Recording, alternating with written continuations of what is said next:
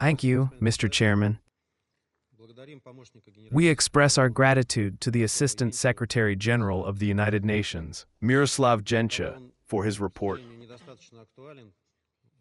Unfortunately, it is not sufficiently up to date.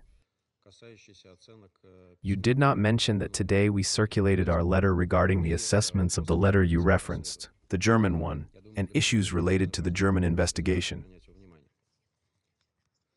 I believe, for the sake of completeness, it is important to take this into account as well. Colleagues, exactly 1 month from now, on September 26th, it will be 3 years since the 2 branches of the Nord Stream gas pipeline were blown up in the international waters of the Baltic Sea within the exclusive economic zones of Denmark and Sweden. From the very beginning, it was clear to the entire international community that this was an unprecedented, deliberate destruction of a transboundary civilian underwater infrastructure, which also posed direct risks to the region's ecology and maritime navigation in the Baltic. This irresponsible act captured the attention of the entire world, states, media, and civil society. Given that the terrorist attack caused significant harm to the interests of several states, the need for a thorough investigation to identify the perpetrators and prevent the recurrence of such crimes was beyond doubt. Against this backdrop, we, along with many other colleagues, were justified in expecting Germany, Denmark, and Sweden, which launched their national investigations, to make corresponding efforts and cooperate with all involved parties. However, despite these legitimate expectations and numerous calls, these countries chose a different path, keeping the international community in the dark, occasionally leaking fragmented and vague information to the media that neither allowed for a comprehensive understanding of the incident, nor provided clarity on the direction of the investigations or even an approximate circle of suspects. All this was done under the pretext of ensuring the confidentiality of the investigations. This was quite strange, as the suspects did not hide and even boasted about their involvement in the attack. At the same time, these 3 states consistently refused to cooperate in investigating the attack, both with the Russian Federation and within the framework of possible international efforts. Meanwhile, their allies in the Western camp, including in this council, kept repeating like a mantra that they fully trusted the investigations in Berlin, Copenhagen, and Stockholm, which they claimed were effective. It is unclear how they could judge their effectiveness when everything we learned about the investigations suggested the opposite. At the same time, they hysterically criticized the initiatives of Russia and several other countries, including Security Council members, for conducting an international investigation under the UN's auspices, which, in our firm belief, would only complement and coordinate efforts at the national level without harming them. As a result, valuable time was lost, and the work of the Danish and Swedish investigators concluded exactly as we predicted. It took them nearly a year and a half to reach a single conclusion, that the Nord Stream gas pipeline was indeed blown up. They could not establish who did it or how. This is akin to an investigation into a murder concluding after a year and a half, but the victim was indeed killed. It sounds absurd, but despite the ridiculousness of the situation, all our Western colleagues continue to praise the work of Stockholm and Copenhagen. The German investigative authorities, which formally continued their work, were clearly instructed to drag out the process.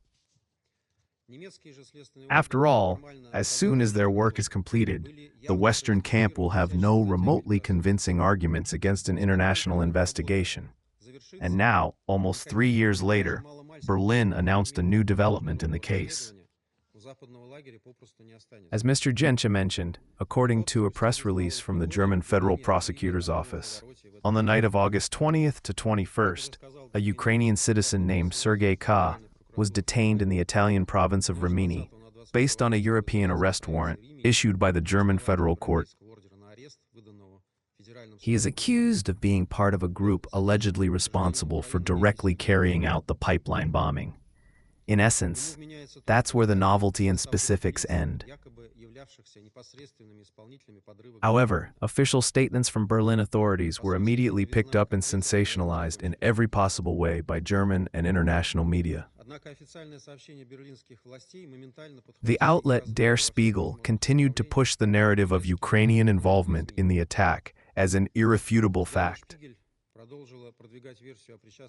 The TV channel ARD, the newspaper Süddeutsche Zeitung, and Die Zeit, citing an arrest warrant allegedly in their possession, called the detainee the leader of the so-called sabotage group that planted time-delayed explosive devices on both branches of the pipeline in September 2022.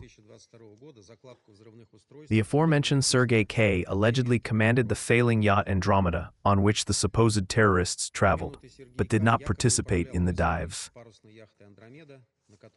On September 22nd, according to the German press, the only source of information we have, this individual disembarked from the vessel and safely left for Ukraine. The detainee denies his guilt and claims to have an alibi, stating he was in Ukraine at the time of the incident. Dear colleagues, any unbiased expert, after all that has been mentioned, can only come to one conclusion. The German authorities, with their new revelations, are essentially pushing us toward the same version of events that began to be actively promoted in Western media a little over 2 years ago. According to this version, the Nord Stream attack was carried out by an autonomous group of Ukrainian amateur divers, traveling on the sailing yacht Andromeda. Depending on the version, these yachtsmen either acted almost independently or followed the orders of the former commander-in-chief of the Ukrainian armed forces, Valery Zaluzhny, who allegedly disobeyed his direct superior, Volodymyr Zelensky. In other words, no state or leader is to blame for what happened. Colleagues, our country has repeatedly demonstrated in the Security Council the inconsistency and implausibility of such claims. Experts who spoke before us during previous meetings on the Nord Stream attack shared similar assessments, stating that an operation of this scale and complexity could not have been carried out by amateurs without state support and cover. Only a few countries with the necessary military and technical capabilities could pull this off. Judge for yourselves. We are asked to believe that, in the middle of the Baltic Sea, an area of extremely heavy maritime traffic and significant military presence, including NATO ships, a team of semi-professional divers managed to arrive undetected at the Bornholm Island area, descend to a depth of 70 to 80 meters, and plant explosive devices on both branches of a pipeline, protected by state-of-the-art technology against natural and man-made disasters. It sounds like the plot of a spy blockbuster. Despite the obvious absurdity of this version, it has a significant advantage for those in the West who applauded the pipeline bombings and boasted of their involvement. It shifts the focus of public attention away from them and highlights obvious scapegoats who, if involved at all, clearly did not act alone. This, it seems, is where the German investigators intend to stop. Notably, this version of events began to be introduced into the Western discourse about 2.5 years ago, shortly after the renowned American journalist and Pulitzer Prize winner Seymour Hersh published his investigation, which provided numerous testimonies and arguments pointing to the direct involvement of the administration of former U.S. President Joe Biden in organizing and executing the crime. It was then that the Russian Federation and several other states, including our Security Council colleagues, unequivocally called for an international investigation into the Baltic Sea incident. We repeatedly shared with the Council our observations that the promotion of this narrative bears all the signs of a coordinated media campaign. This was further supported by leaks about agreements between the Biden administration and former German Chancellor Olaf Scholz that the U.S. and German intelligence services needed to devise an alternative version of events to divert international attention from the numerous pieces of evidence pointing toward the former U.S. authorities and their NATO allies. Experts tracking this issue today almost universally agree that the German authorities clearly possess far more information about the incident than the carefully curated details they selectively released to the media. Undoubtedly, they also have information about the true masterminds and organizers of the crime. However, they are unwilling or unable to disclose it, given the obvious reputational costs for both NATO and the former U.S. administration. Moreover, in Germany itself, there is growing awareness that the attack was directly aimed at German economic and political interests. Therefore, Berlin is forced to hide behind unconvincing claims of investigative confidentiality and withhold critical facts and evidence from its own citizens and the international community. Mr. Chairman, our lack of trust in Berlin's efforts is based on objective reasons. The members of the UN Security Council are well aware that Germany, Denmark, and Sweden rejected the Russian Federation's proposal, a state directly affected by the attack, for cooperation in establishing the circumstances of the incident. Requests from our country's competent authorities for legal assistance and the creation of joint investigative teams were dismissed without any substantial reasons. In essence, we were simply cut off from the investigation.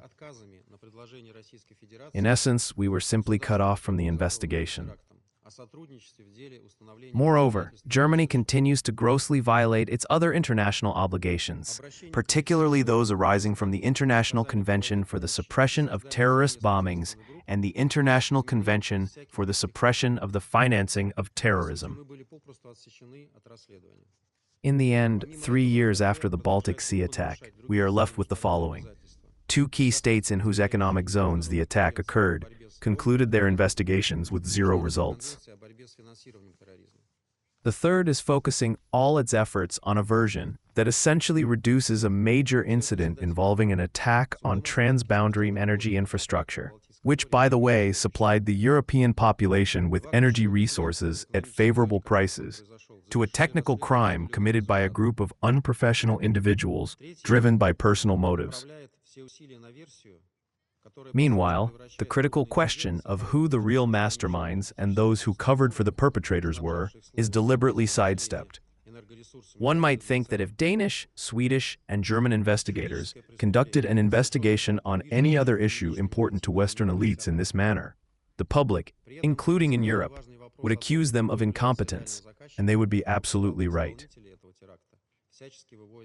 One might think that if Danish, Swedish, and German investigators conducted an investigation on any other issue important to Western elites in this manner, the public, including in Europe, would accuse them of incompetence, and they would be absolutely right. But in the Security Council, we see the opposite surreal picture. Western colleagues praise their investigation as effective, with the sole purpose of burying this issue and preventing the truth from being established. This approach by Western delegations is not just another manifestation of their double standards. That would no longer surprise us.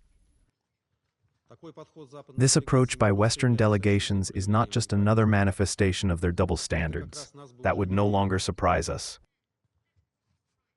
Far worse is that their resistance to the idea of an international investigation and their insistence on the amateur diver's narrative continues to waste the Council's time, preventing it from taking any measures against the real threat to international peace and security posed by such destructive actions against transboundary underwater infrastructure. Consider the inspiring signal the Council's inaction sends to terrorist organizations, which not only have essentially received a ready-made playbook for organizing such an attack, but also see that there will be no meaningful response from the international community, nor any accountability for the masterminds. If there is no progress in discussing the Nord Stream issue in the Council, recurrences in other regions of the world are not ruled out, and the responsibility for this will fall on all Council members. We urge its reasonable members to reflect on this and call on the authorities of the Federal Republic of Germany, not to hide the truth behind a veil of secrecy, but to demonstrate a genuine commitment to cooperation and provide all the information at their disposal. We also hope that the German delegation will participate in the Council's meeting on this issue, rather than offering formal responses, and inform us all about the progress of the investigation. If confidentiality is necessary, such a discussion can be held behind closed doors. The key is that the Council has the full scope of information and can make decisions based on it. The relevant proposals from the Russian Federation and our like-minded partners remain on the table. We call on all colleagues to support them so that the Security Council can fulfill its core task of maintaining international peace and security. Thank you.